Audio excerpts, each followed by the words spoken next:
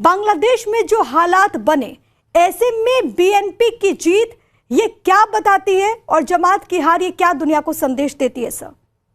जय हिंद, नमस्कार। बड़ी सीधी सीधी बात करूंगा कि इट इज ऑलवेज बेटर कि एक नोन डेविल हमारे पास आए। बीएनपी का मैं बहुत बड़ा कोई फैन नहीं हूं। बीएनपी बहुत ज्यादा प्रो इंडिया भी नहीं रही है, ये हमारे को ऑलरेडी पता है। लेकिन ज्यादा अच्छी बात यह है कि जमात को हार मिलती है और बीएनपी इस बार लीड कौन कर रहा है, ये भी एक बहुत बड़ी बात है। 17 से 20 साल आदमी जो उस देश से बाहर रहा हो, मैं ऐसा समझता हूं कि वो एक नई सोच के साथ शायद आया होगा, अपने यहां कुछ ठीक करेगा। मैं नहीं कहता कि they have to be pro India, मैं ये जरूर कहूंगा, but they have to be pro Bangladesh. और बांग्लादेश का इंटरेस्ट जिस चीज में हो, वो एक आदमी जो उस पॉलिटिक्स से बाहर रहा है, उस पॉलिटिक्स का पार्ट नहीं रहा है, जब वो वापस आएगा तो मेरा अपना आकलन है कि वो अपने देश की भलाई के लिए काम करेगा। और अगर वो अपने देश का भला चाहता है तो ऑटोमेटिकली ही has to stay away from Pakistan. China की जो सो कॉल्ड इन्वेस्टमेंट है, उसका अट्रैक्शन उसको नहीं आना चाहिए।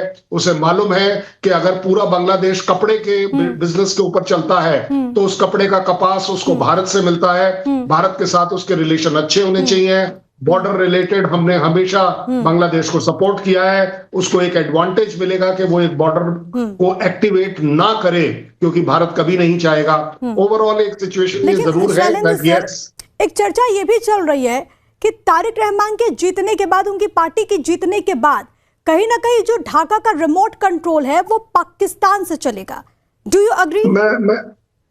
मैं इस बात को एग्री कर रहा था, इसीलिए मैंने कहा कि क्योंकि एक नई लीडरशिप आई है, वो शायद स्टैंड कर जाए अपनी कंट्री के लिए। और वो जो रिमोट, क्योंकि देखिए बड़ी सीधे सीधे रिस्क जो है उसे भी मालूम है, अगर वो टेररिज्म के अंदर जाएगा इंडिया ठोक कर मारेगा। अगर वो ट्रेड में कहीं दाएं बाएं जाएगा, इंडिया का कपास बंद हो जाएगा, उसका ट्रेड अपने आप में डाउन होता है। तो जब एक नया आदमी आता है तो कुछ नई सोच ला सकता है, और स्पेशली इनका इंक्लिनेशन वेस्टर्नाइज है। जब 17 सालों के बाद तारिक रहमान वापस लौटते हैं तो वो इस बात का जिक्र करते हैं कि हम किसी के प्रॉक्सी नहीं बनेंगे, हम बांग्लादेश के हित के लिए काम करेंगे। लेकिन संजीव जी, मैं आपसे समझना चाहूंगी, क्योंकि बांग्लादेश और भारत के रिश्ते एक वक्त पर बहुत मजबूत हुआ करते थे जब वहां पर शेख हसीना थी। उसके बाद जो वहां पर हालात बने और बांग्लादेश और भारत के रिश्ते में जो तल्खियां आई, अब बीएनपी के वहां पर आने से क्या आपको लगता है कि ये एक अहम पड़ाव होगा भारत और बांग्लादेश के रिश्तों के लिहाज से हम समझे तो? प्रिया जी, सबसे पहले आपको, डिस्टिंग्विश्ड पैनलिस्ट को और सभी दर्शकों को गुड मॉर्निंग, सुप्रभात। देखिए, ये बांग्लादेश के लिए एक नई सुबह है। ये बांग्लादेश में लोकतांत्रिक जो ताकतें हैं उनकी कट्टरपंथियों पर जीत है। और बांग्लादेश के जो जी, शायद कुछ इशू आ रहा है, आपकी आवाज़ नहीं आ रही संजीव जी, मैं उसको ठीक करवाती हूँ। लेकिन अब रोहित जी आपके पास आऊँगी मैं, तब तक संजीव जी जो टेक्निकल इश्यूज आ रहे हैं वो ठीक हो जाएंगे। लेकिन रोहित, हमने देखा कि बांग्लादेश में क्या हालात बने, खासतौर पर जेन जी ने किस तरीके से वहाँ पर विरोध किया शेख हसीना का एक फैसला, और उसके बाद पूरा छात्र आंदोलन हमने देखा, जिसका नतीजा ये हुआ कि तख्ता पलट वहाँ पर हुआ, एंट्रिम वहाँ पर गवर्नमेंट बनी। लेकिन जेन जी को भी बांग्लादेश की जनता अगर नकार रही है तो ये क्या बताता है? देखिए, कई प्रकार की बातें हैं, और अगर विश्लेषण कीजिएगा जेनजी का, तो हो सकता है सड़क पर जो भीड़ बांग्लादेश में सत्ता परिवर्तन के लिए निकली थी, उन भीड़ में खड़े नेताओं के नेतृत्व को बांग्लादेश की आवाम ने रिजेक्ट किया हो। लेकिन तारिक रहमान साहब, जिनकी पार्टी बीएनपी है, जो जियाउर रहमान साहब के साहिबजादे हैं, इनकी अम्मी भी वहां की वजीर आला रही, तो ये भी कोई बहुत वृद्ध तो है नहीं, 50-55 साल के लगता है, देखने में लगते हैं, और 17 साल निर्वासित रहे हैं बांग्लादेश से। तो हो सकता है कि बांग्लादेश के नौजवानों ने इनको अपना नेता मान करके अपना जन समर्थन दिया हो, और इनके नेतृत्व में एक नई सरकार बन रही है। हम शुभकामना व्यक्त करते हैं भारत के एक नागरिक की हैसियत से और बांग्लादेश के एक शुभचिंतक पड़ोसी की हैसियत से कि इनके नेतृत्व में बांग्लादेश का उद्भव हो।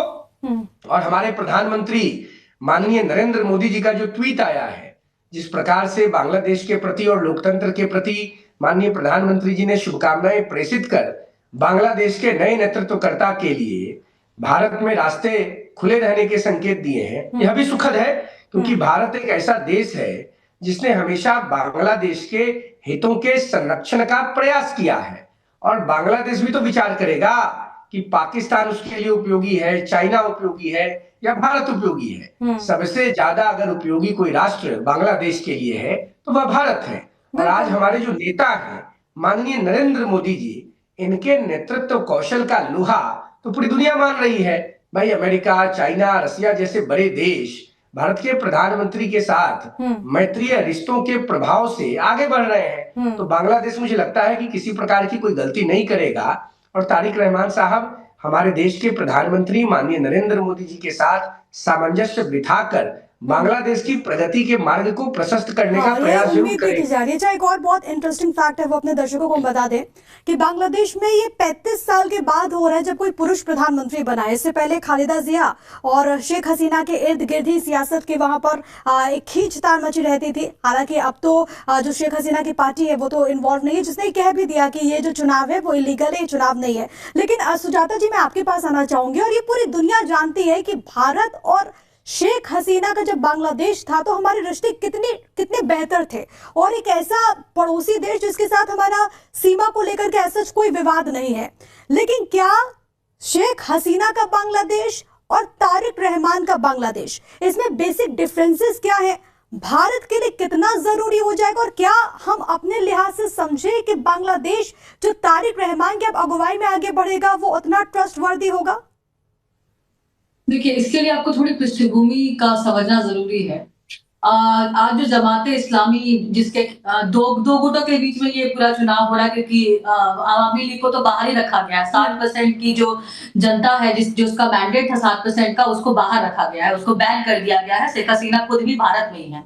तो एक तरह से ये चुनाव मुझे लगता है कि पहले से ही निर्धारित ही था, पर लेकिन इस बात की अहमियत इसलिए बढ़ जाती है कि जमाते इस्लामी और बीएनपी में से किसी एक को चुनना था। वर्स्ट ऑफ द टू चुनना था। एक्चुअली आप बेस्ट ऑफ द टू नहीं कह सकते, क्योंकि जब आपने ये मौका ही नहीं दिया जनता को कि वो एक सेक्युलर सरकार चुने नहीं चुने, उसको फिर आपने दो लोगों को दिया, वो भी ऐसे व्यक्ति को दिया जो 17 साल यूके में था, उसके खिलाफ इंटरपोल के मामले थे, लेकिन यूके ने उनको सरेंडर करने नहीं दिया। वो एक रणनीति के तहत किया गया था कि किस तरह से सीआईए ने, ये बातें भी हो रही है कि MI6 और सीआईए ने किस तरह से उनको बचा के रखा कि किस दिन ये काम आएगा। देखिए, शेख हसीना का जो भारत था, शेख हसीना का जो बांग्लादेश था, भारत के साथ जैसे संबंध हमारे अच्छे थे, लेकिन बीच में शेख हसीना भी बैलेंस करने की कोशिश कर रही थी। जब बेल्ट एंड रोड इनिशिएटिव के चलते वो चाइना को भी बैलेंस करने की कोशिश कर रही थी। और यही कारण है जो ये जियोपॉलिटिकल चेंजेस आए हैं, उसमें अमेरिका का इंटरेस्ट बढ़ा, क्योंकि अगर चाइना और बांग्लादेश और पाकिस्तान और श्रीलंका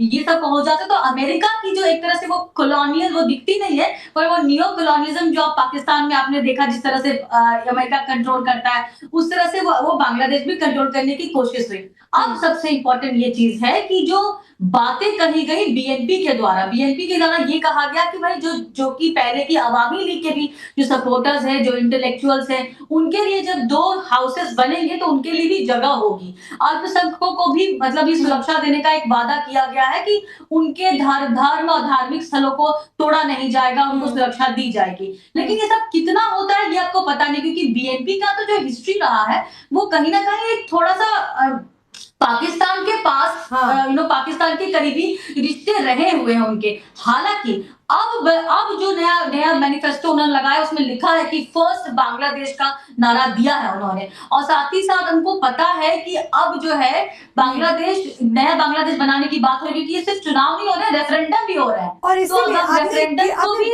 कुछ बहुत महत्वपूर्ण बातों का आपने जिक्र किया, आपकी थोड़ी इसी बात को मैं थोड़ा और आगे बढ़ाऊंगी। मैं बस 10 सेकंड इसको जोड़ दूं। हाँ, देखिए, सबसे इम्पोर्टेंट जो आपने यहाँ पे एक चीज हमने मिस कर दी, जो आप कह रहे थे कि 17-18 सालों के बाद ये शायद ये मौका आया है कि एक शायद 35 साल के बाद एक पुरुष जो है वो पीएम बनने जा रहा है। लेकिन आप ये भूल रहे हैं कि इस चुनाव में भी जबकि महिलाओं को बहुत ज्यादा आजादी नहीं थी, 50 पार्टियों में से सिर्फ 30 पार्टियों ने कोई कैंडिडेट ही नहीं दिया था महिलाओं को। ये हाल थे बांग्लादेश में। लेकिन जिस तरह से आप महिलाओं की कतार देख रहे हैं, जिस तरह से उन्होंने जमात को नकारा है, जिस तरह से उन्होंने एक ज्यादा कट्टरपंथी और एक कम कट्टरपंथी में से एक कम कट्टरपंथी बीएनपी को चुना है, ये एक बड़ा संकेत है बांग्लादेश के बदलते हुए मूड का। जो दावे भी किए गए थे, जो चुनाव के वक्त में वादे भी किए गए थे, उसमें बीएनपी की तरफ से कहा गया कि हम महिलाओं को एम्पावर करेंगे, उनके लिए पॉलिसीज लाई जाएगी।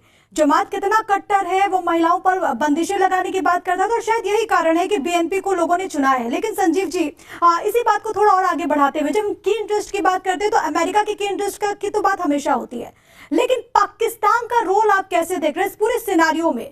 क्योंकि अभी हाल में हमने देखा मोहम्मद यूनुस के आने के बाद कैसे पाकिस्तान के साथ उनकी करीबियां बनती है, वो वहां पर जाते भी हैं, बातचीत भी होती है। और अब अगर रहमान की बात करें, जो कि लगातार जिक्र हो रहा है कि बीएनपी तो पहले भी पाकिस्तान से ज्यादा कनेक्टेड रहा है, अब पाकिस्तान का की इंटरेस्ट आपको इस सिचुएशन में क्या नजर आ रहा है? खासतौर पर वो पाकिस्तान जो कि अभी कह रहा था कि हम मैच नहीं खेलेंगे अगर बांग्लादेश नहीं खेलता है तो।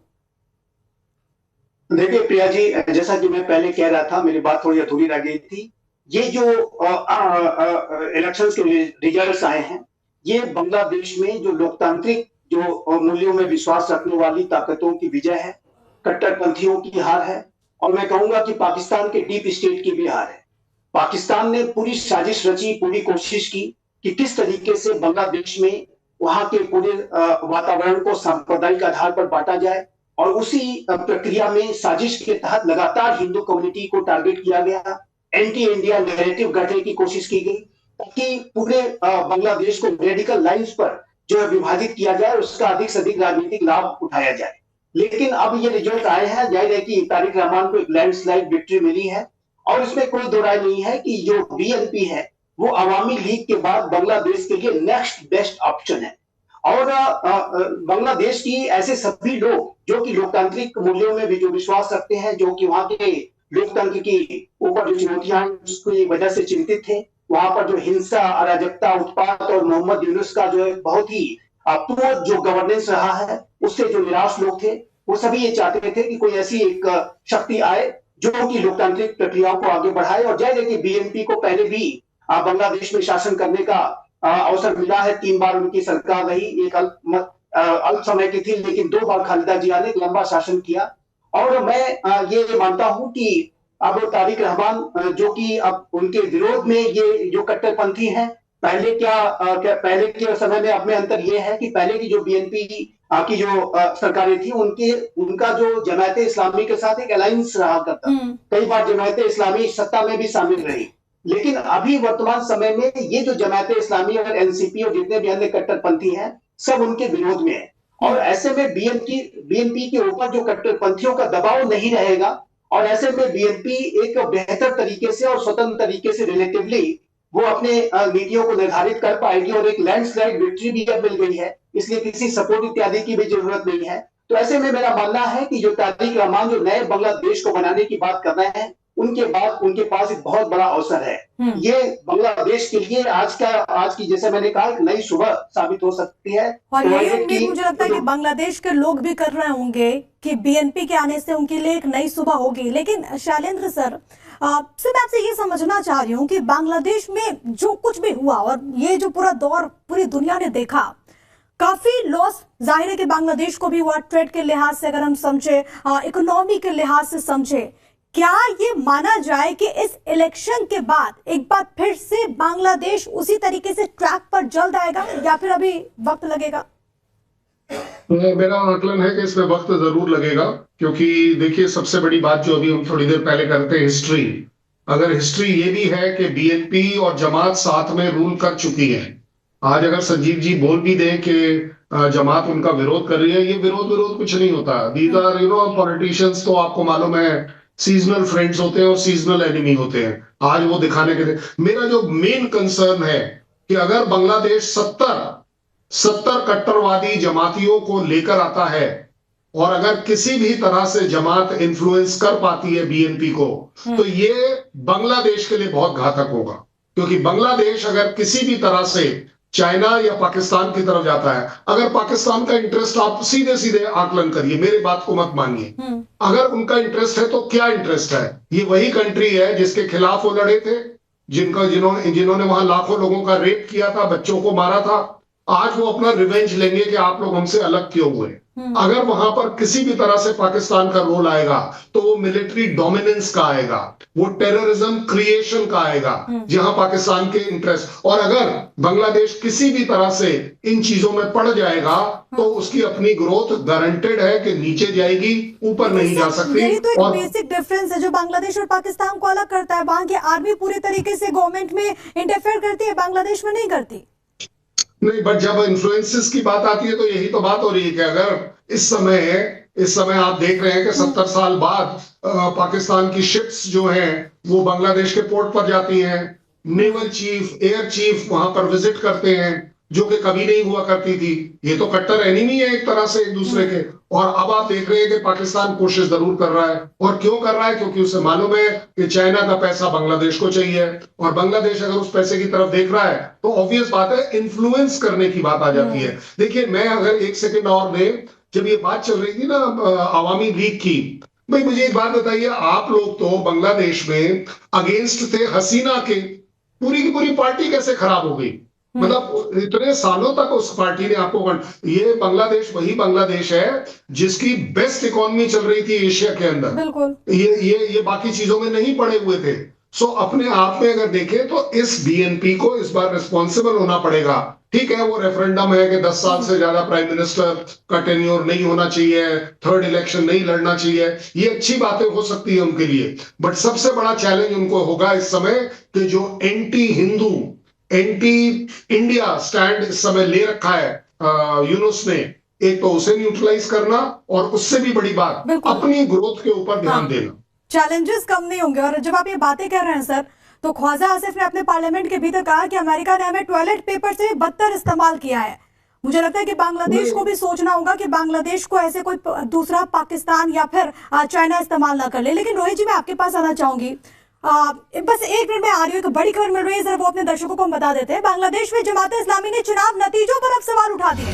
हम चुनाव प्रक्रिया से संतुष्ट नहीं है, जमाते इस्लामी कह रहा है। हमारा गठबंधन कम अंतर से संदिग्ध रूप से हारा, ये जमाते इस्लामी की तरफ से कहा गया। अंतरिम प्रशासन का एक वर्ग दूसरी प्रमुख पार्टी का पक्ष ले रहा है। नतीजे चुनावी प्रक्रिया की निष्पक्षता पर भी सवाल उठ रहे हैं, ये जमाते इस्लामी की तरफ से कहा गया है। तो जमाते इस्लामी दरअसल 11 दलों का गठबंधन है और उसकी तरफ से स्टेटमेंट सामने आया। इस पर हम क्विक रिएक्शन भी लेते हैं सुजाता आपसे। देखिए, ये पहली बार नहीं है। अगर आपको याद होगा, जब शेख हसीना प्रधानमंत्री बनी थी तो बीएनपी ने वो चुनाव का बहिष्कार किया था, कहा था कि हम इस चुनाव में शामिल नहीं होंगे, इस चुनाव में ध्यान दिल्ली। ये पूरा जो बांग्लादेश का खेल रचा गया वो इसी बात को लेकर सेंटर में रख के रखा गया कि सरकार जो है ठीक से चुन के नहीं आई है। और इस चुनाव में देखिए, आप अवामी लीग बैंड है और शेख हसीना बाहर है, और अभी ये चुनाव जो आने वाला उसमें जमाते इस्लामी ये कह रही है कि बीएनपी ने गड़बड़ी की है। तो ये बांग्लादेश में जो आगे दिखता है वो दिखता है कि एक राजनीतिक अस्थिरता की स्थिति जरूर रहेगी। और जहां तक ये लग रहा था कि शायद जमाते इस्लामी को 30 से ज्यादा नहीं पड़ेंगे, पर धीरे धीरे जब जैसे जैसे चुनाव बढ़ रहा था वैसे लगा कि नहीं, अब मुकाबला कड़ा होता जा रहा है। मुझे जैसे आपके स्क्रीन पे दिख रहा था वो 70+ जा रहे हैं। तो 70+ जाना बांग्लादेश के लिए कोई अच्छी बात नहीं है। जो एक सेकुलर बांग्लादेश हुआ करता था, जो इकोनॉमिकल सुपर पावर बनने की कोशिश में लगा हुआ था, वो बांग्लादेश जो पाकिस्तान से अलग था, तालिबान से खुद को अलग रखता था, वो बांग्लादेश के लिए मुझे लगता है कि भविष्य के लिए एक चुनौती है। पर आप इसमें याद रखिए कि भारत जो है पूरी कोशिश कर रहा है। रोहित जी, आपका क्विक रिएक्शन। और मैं बात कर रही थी वहां पर जो हिंदू अल्पसंख्यक है, जो उनके साथ वहां पर हालात हुए, जो बर्बरता की खबरें सामने आई, क्या मांग करके चले कि नई सुबह उनके लिए भी होगी? देखिए, तारिक रहमान जी को इसको अविलंब रोकना होगा, नहीं तो अगर भारत जिस प्रकार से अभी नजर रखे हुए है, अगर भारत के नेतृत्व करता उस पर और कड़ा रुख अख्तियार कर लेंगे तो बांग्लादेश के लिए संकट हो जाएगा। और बांग्लादेश का सहयोग कभी पाकिस्तान नहीं कर सकता है। पाकिस्तान तो बांग्लादेश की जमीन को आतंकवाद बढ़ाने के लिए उपयोग करना चाहता है, बल्कि भारत बांग्लादेश का संरक्षण कर सकता है। तो मुझे पूरा उम्मीद और विश्वास है कि ठीक है, अब ये बांग्लादेश को तय करना है कि वो अपना मुस्तकबिल कैसा चाहता है। बहुत धन्यवाद आप सभी का हमारे साथ जुड़ने के लिए और चर्चा में शामिल होने के लिए।